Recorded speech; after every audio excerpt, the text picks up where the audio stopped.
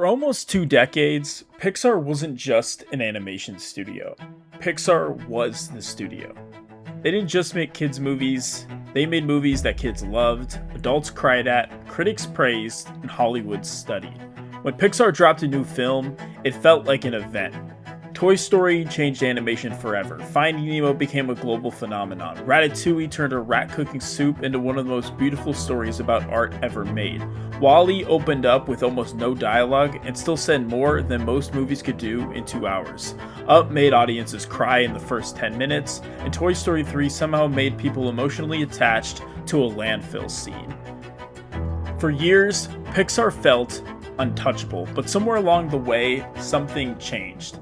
The studio that once made every movie feel original, personal, and necessary started to feel predictable. The emotional gut punches began to feel manufactured, the sequels piled up, the theatrical audiences started disappearing, and then Disney Plus came along and may have damaged Pixar's brand more than any other bad review could. Pixar didn't collapse overnight. The cracks started small. A disappointing sequel here, a forgettable original there, a movie that felt more like merchandise than magic, then a pandemic, then streaming, then box office failure, then layoffs, and now, even after a monster comeback with Inside Out 2, those uncomfortable questions still remain. Now the question is, can Pixar ever truly return to what it once was? Or was Pixar's golden age something that can only happen once? To understand Pixar's fall, you first have to understand how impossible its rise was.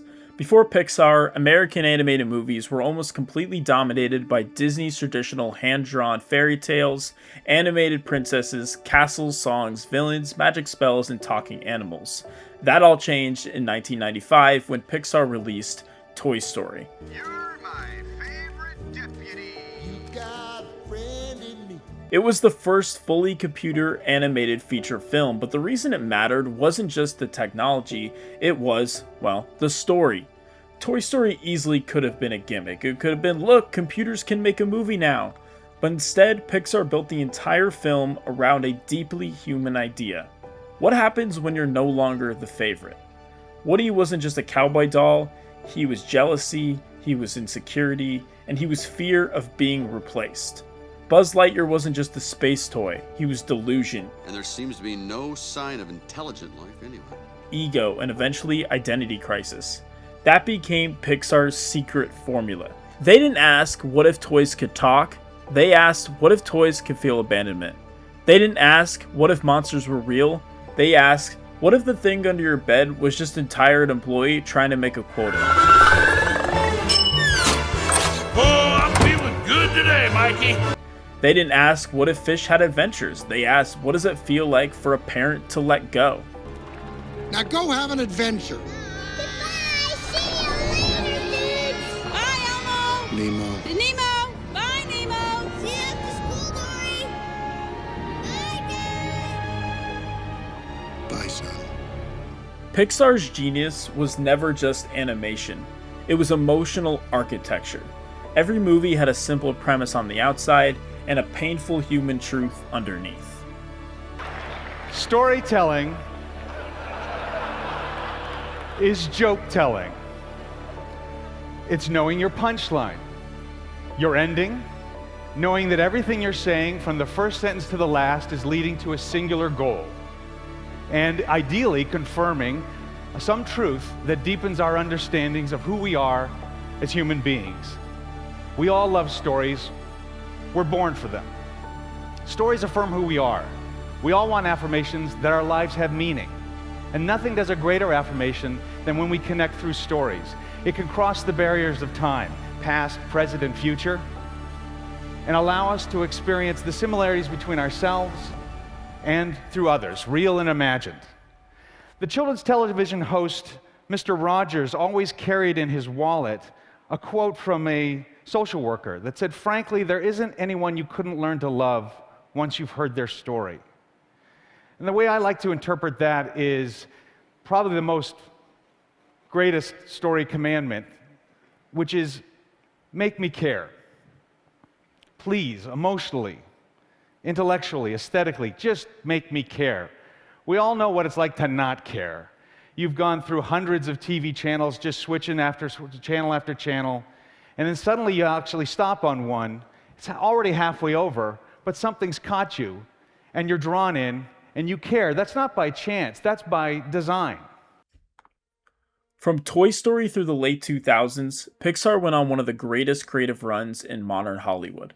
Toy Story in 1995, A Bug's Life in 1998, Toy Story 2 in 1999, Monsters Inc. in 2001, Finding Nemo in 2003, The Incredibles in 2004, Cars in 2006, Ratatouille in 2007, WALL-E in 2008, Up in 2009, and Toy Story 3 in 2010.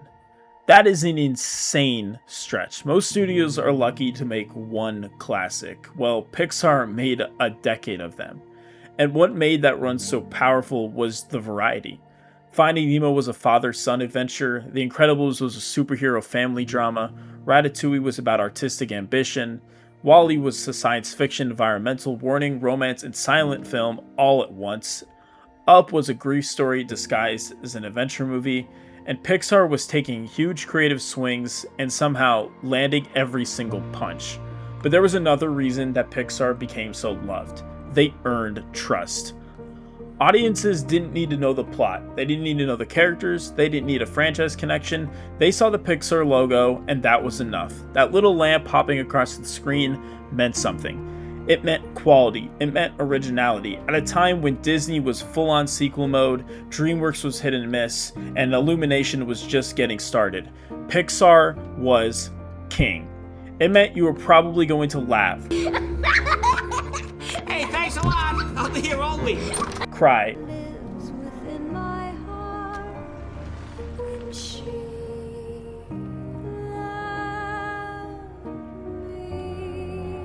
And leave the theater thinking about your childhood, your parents, your dreams, or your place in the world. For a while, Pixar had something almost no studios have anymore: brand loyalty built on creative trust.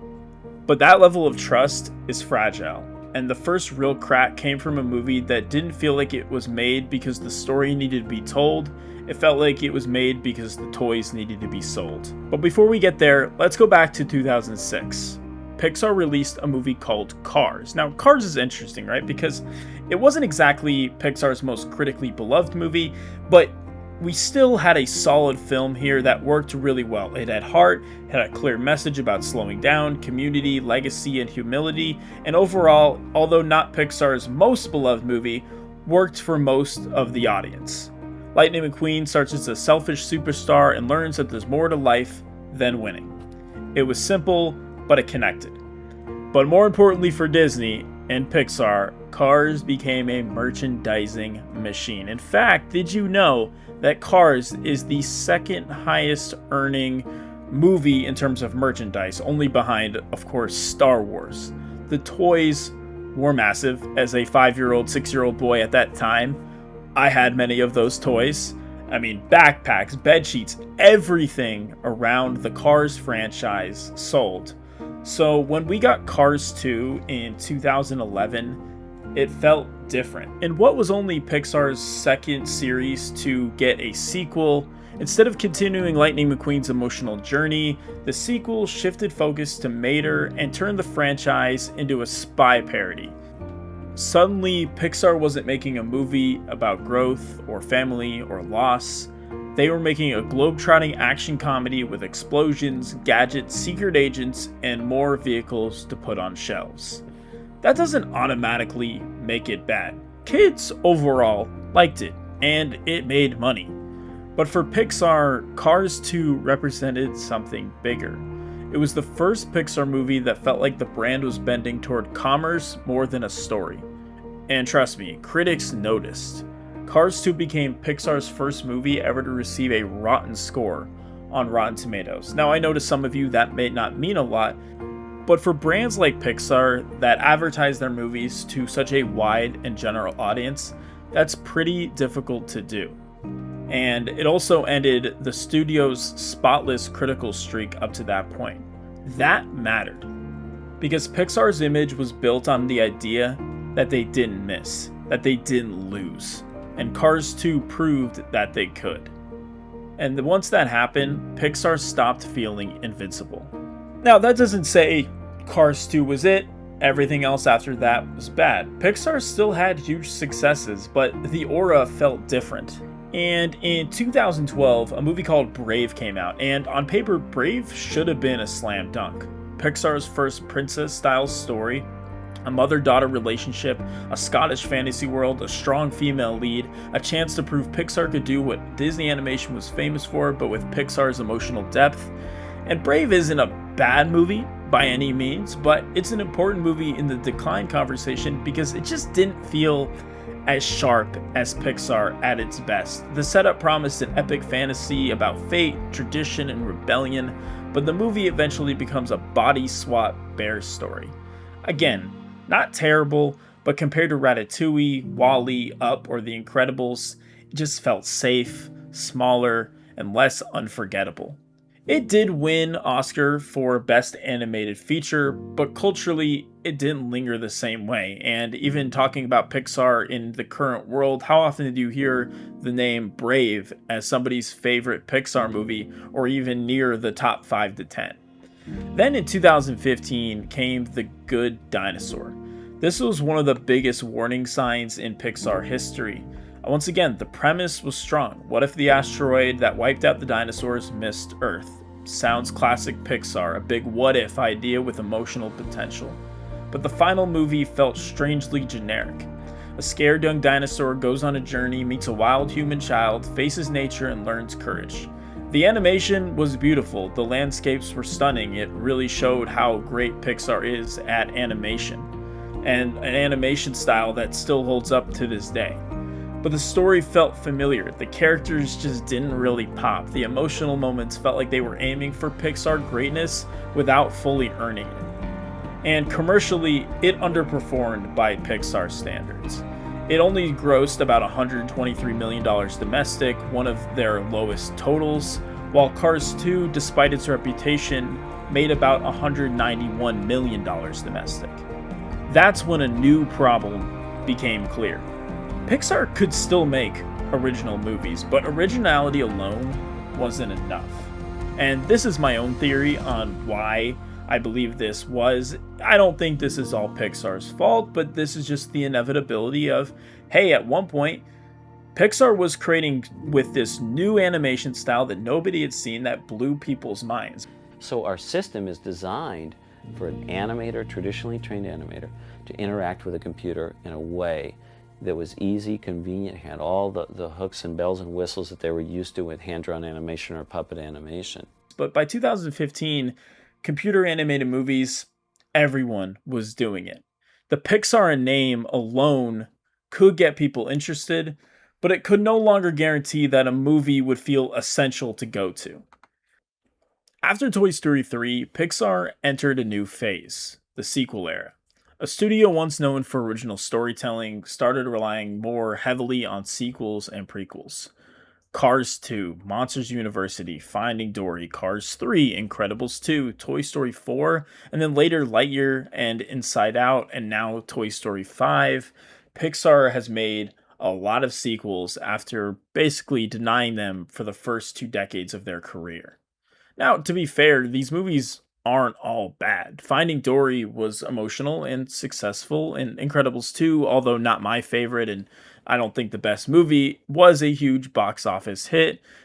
Toy Story 4 won plenty of awards and made money, and Inside Out 2 has become a massive phenomenon and proves that Pixar can sometimes still do it.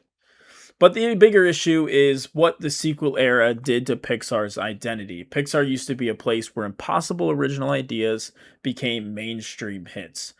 A rat chef, a lonely robot, an old man flying his house with balloons, emotions living inside a child's head. But over time, Pixar began to look like every other major Hollywood studio. Safer bets, familiar brands, recognizable characters, and nostalgia. And that created a creative contradiction. Pixar's whole reputation was built on risk, where if a movie didn't succeed, the studio was done.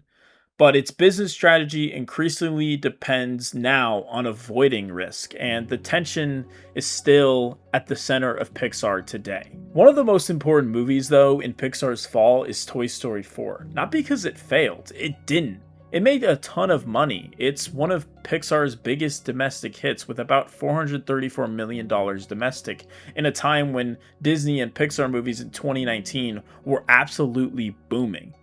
And creatively, it's a very well-made film. The animation is gorgeous, Forky is funny enough, the antique store is atmospheric, Woody's arc is mature and thoughtful, but Toy Story 4 also represents one of Pixar's biggest modern problems. It followed a perfect ending. Toy Story 3 ended the franchise in a way that felt complete. Andy gave the toys to Bonnie, Woody said goodbye, the toys moved on, audiences cried, and the story was over.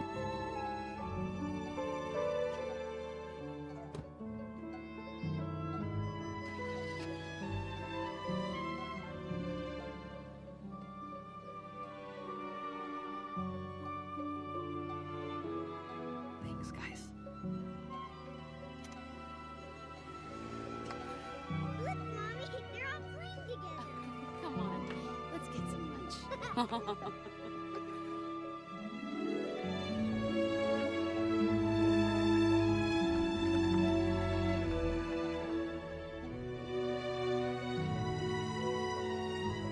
So long, partner. But then, Toy Story 4 reopened that ending. Again, the movie is good, but the question wasn't whether it was good, the question was why did it exist in the first place? Money! And that question is dangerous for Pixar, because it doesn't want to fall into the trap that all of these other animated studios have fallen into, to where it's clear as day that a sequel is made just to make money, which is fine for most studios, but not Pixar. Because during the golden era, people rarely ask that. Nobody asks, why did Finding Nemo exist? Why did WALL-E exist? Why Up existed? Because those films felt born from ideas. Some later movies from Pixar felt born from brand management. That's the difference. Toy Story 4 may be a strong movie, but it also trained audiences to believe that Pixar's most sacred stories were no longer untouchable.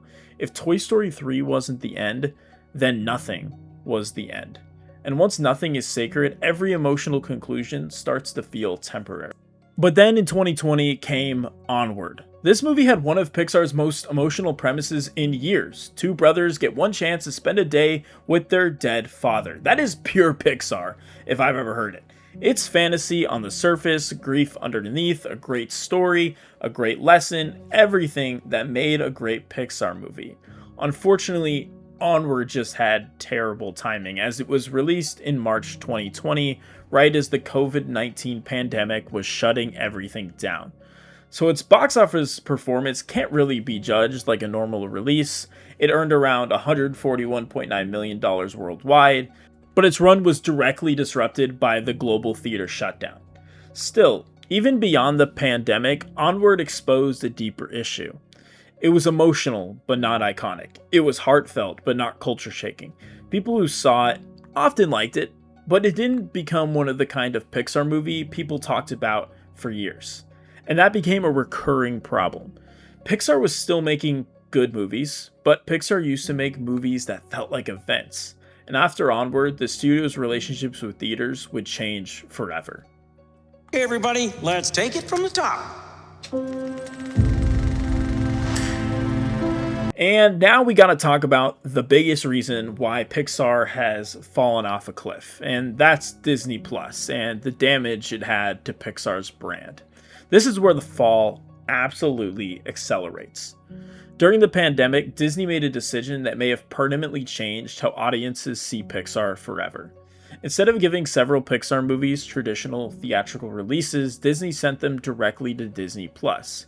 For some, it made sense, like Soul and Christmas of 2020, many places were still shut down, and this was a good, solid movie to release for everybody to see, and Disney Plus was still new enough that it made sense. But they didn't stop there. Luca went to Disney Plus in 2021, and then Turning Red went to Disney Plus in 2022. All three were original Pixar movies, and all three skipped normal theatrical releases. At the time, again, it made sense. The pandemic disrupted theaters, families were staying home, and Disney Plus, well, needed premium content. And Pixar was one of Disney's strongest brands.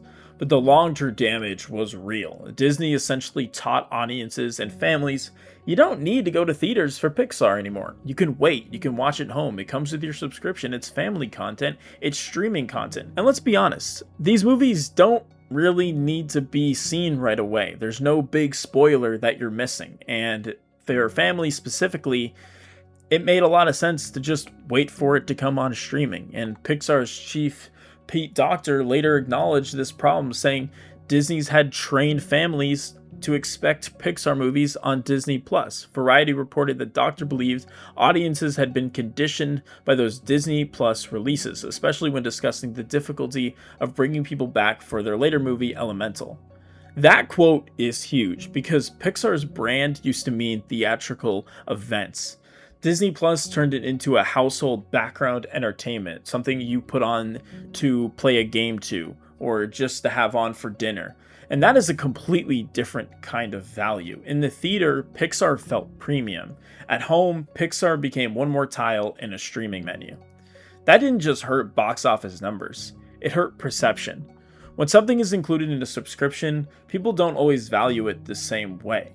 They may still watch it, they may still enjoy it, but it doesn't feel like an event. And Pixar's entire empire was built on event status. Now, in 2024, Disney tried to reverse course by sending Soul, Turning Red, and Luca to theaters, but by 2024, it was way too late, and audience behavior had already changed, and these movies were already on Disney+, so it wouldn't make much sense for a family especially to go see them. But these releases also felt more like make-goods than major events. Again, these movies already had come out and the damage had already been done. The tragedy is that the Disney Plus era didn't happen to Pixar's weakest films, it happened to some of its most personal ones. Soul is one of Pixar's most mature movies. It's about purpose, death, ambition, and the danger of believing your life only matters if you achieve one big dream.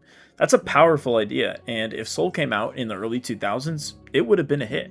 And Luca is a smaller, warmer, and more intimate film about friendship, identity, and the fear of being seen for who you really are. Turning Red, although not my favorite, is a bold, specific, funny, and culturally distinct. It's about puberty, generational pressure, shame, and becoming your own person. These are the kind of original stories by Pixar that proved that it still had the creative fire, but unfortunately, they just went straight to Disney Plus and just didn't get the same cultural launch pad. There was no big opening weekend conversation, no packed theater moment, no sense that the world had to go see the new Pixar movie. Instead, they just became streaming releases. That matters because a movie's legacy isn't just about quality, it's about how people experience it. A Pixar movie in theaters feels like a shared emotional event. A Pixar movie dropped onto Disney Plus feels like content, just like this YouTube video. Then came Lightyear in 2022. This was supposed to be Pixar's big return to theaters. A sci-fi action movie sort of connected to Toy Story, one of its most beloved franchises. On paper, it should have worked. But Lightyear had a huge problem from the beginning. Nobody could really explain what it was. It wasn't a movie about the Buzz Lightyear toy. It wasn't exactly a Toy Story movie. It was supposedly the movie that inspired the toy inside the Toy Story universe. That is way too complicated for a family blockbuster, and if you have to explain the movie away from trailers, it just will never work. The marketing basically asked audiences to care about a Buzz Lightyear who wasn't really the Buzz Lightyear they grew up with. Voiced by a completely different actor, it was now Chris Evans who did the voice, who's a popular name and was coming off Marvel's success, but it's also a movie that had no connection to Woody or the rest of the toys. Instead of feeling exciting, it felt confusing, and the box office showed it. It only got about $226 million worldwide and around $118 million domestically. For a Pixar movie tied to Toy Story, that was a major disappointment. And Lightyear opened way below expectations, especially compared to what Toy Story 4 had achieved in 2019. But Lightyear wasn't just a financial disappointment, it was a symbolic one. It showed even Pixar's most famous IP was not bulletproof. The Pixar logo alone wasn't enough anymore. The Toy Story connection wasn't enough anymore. Nostalgia wasn't enough. Audiences needed a reason to care, and Lightyear never gave them a clear one. Now let's jump to 2023, and Pixar released Elemental. At first, it looked like a disaster. The opening weekend was weak, the marketing didn't land, online reactions were mixed before most people even saw the movie.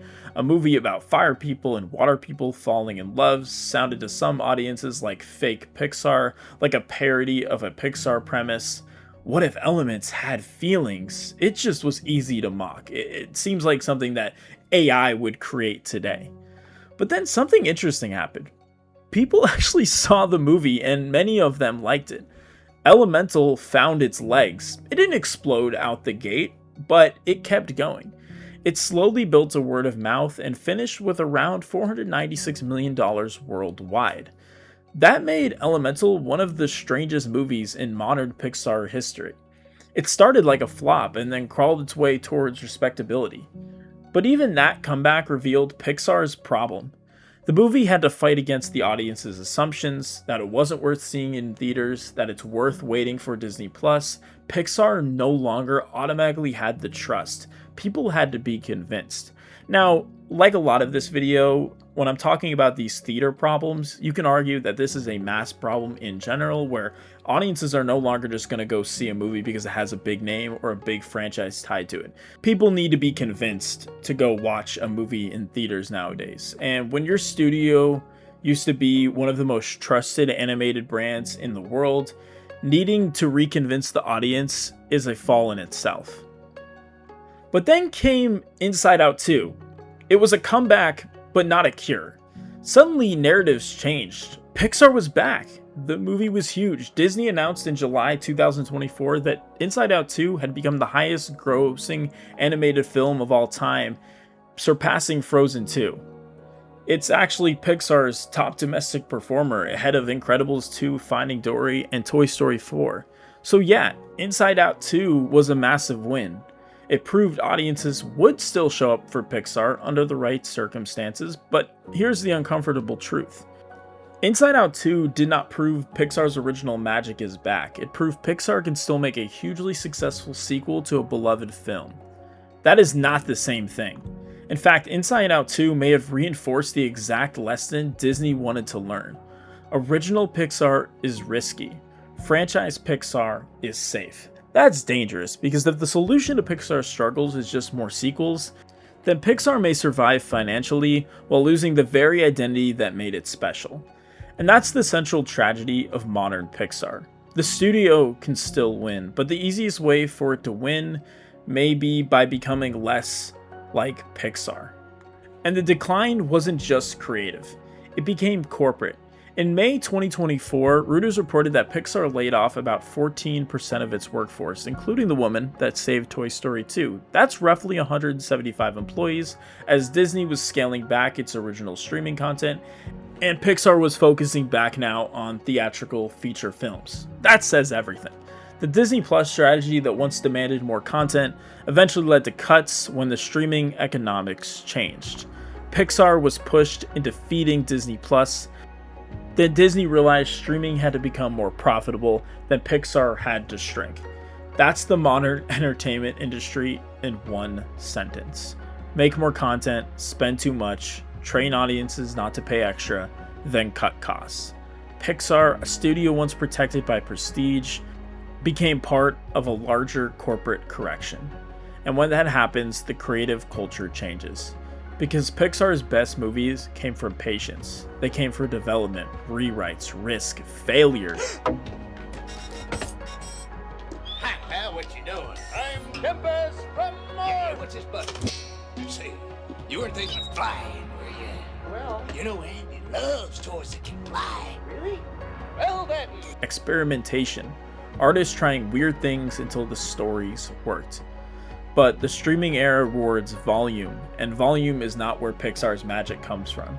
Pixar was never supposed to be a content factory. It was supposed to be a story laboratory. So, the question is, can Pixar come back? Yes and no. Can they make another great movie? Yeah. Can they make a billion-dollar hit? It just did with Inside Out 2. Can Pixar still produce beautiful animation? Of course, it's only gotten better. The question is not whether Pixar can succeed, the question is whether Pixar can ever return to what it once was. And that's harder, because Pixar Golden Age was created by a rare combination of factors. A new technology, a small group of visionary storytellers, a culture built around story above everything, an audience hungry for original animated films, a theatrical marketplace where family movies could become cultural events, and a brand that had not yet been diluted. Most of that world is gone. Computer animation is no longer novel, everyone does it, original movies are harder to sell, families are way more selective about theater trips, streaming has lowered the perceived value of animated films, Disney is more franchise-driven than ever, and Pixar's own legacy has become a trap. Every new Pixar movie is compared to Toy Story, Finding Nemo, WALL-E, Up, Toy Story 3. That's not fair, and that's almost impossible. The old Pixar didn't have to live up to Pixar. The new Pixar does. And maybe that's why the studio just feels different now. It's not just competing with DreamWorks, Illumination, Sony, Netflix, or Disney Animation. It's competing with its own ghost. The fall of Pixar is not the story of a bad studio. That would be too simple. Pixar didn't fail because everyone forgot how to make movies.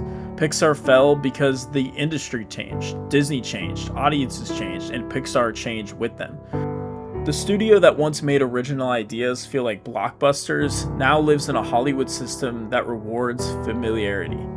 The studio that once made theatrical events was pushed into a streaming platform that made its movies feel less special.